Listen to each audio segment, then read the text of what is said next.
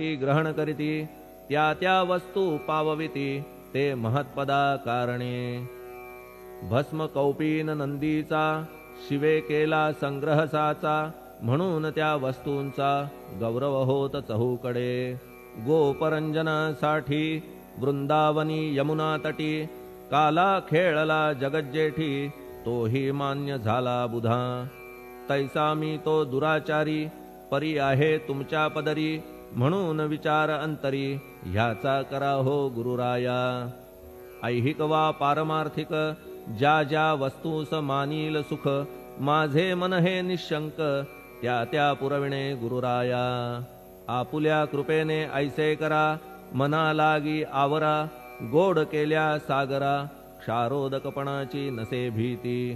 सागरा गोड करण्याची शक्ती आपणामध्ये साची म्हणून दास गणूची याच्या